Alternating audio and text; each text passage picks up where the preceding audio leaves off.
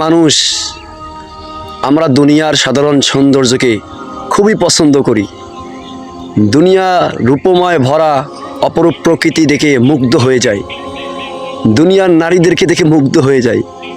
একটিবার কি ভেবে দেখেছি আল্লাহ তাআলা আমাদের জন্য যে নির্ধারিত স্থান জান্নাত রেখেছেন সেটি কত সুন্দর, সেটি সম্বন্ধে কারো কোনো ধারণাই নেই।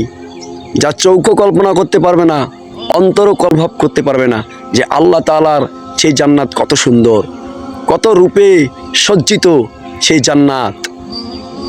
এজন্য তো আল্লাহ বলে ওয়াহুরুন ইন, সেখানে থাকবে ডাগরসোকা নারী, কাআমসালিল লুলুইল মাকনুন, তারা থাকবে সুরক্ষিত মুক্তা, জাযাআম বিমা কানু ইয়ামালুন, আর যারা আমল করবে তারাই সেই সৌন্দর্য উপভোগ করতে পারবে।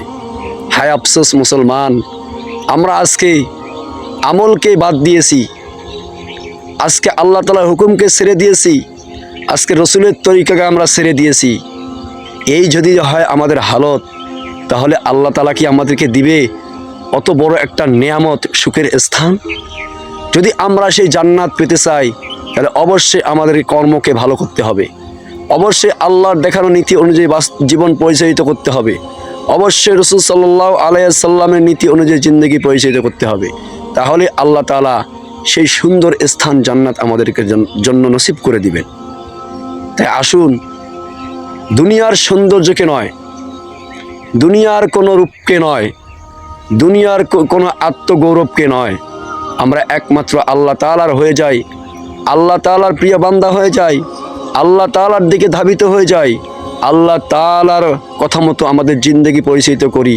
ইনশাআল্লাহ আল্লাহ তাআলার সেই নিয়ামত জান্নাত আমাদের জন্য আল্লাহ তাআলা নির্ধারণ করে রেখে দিয়েছে, এবং অবশ্যই আল্লাহ তাআলা আমাদের নসিবে দিবেন ইনশাআল্লাহ।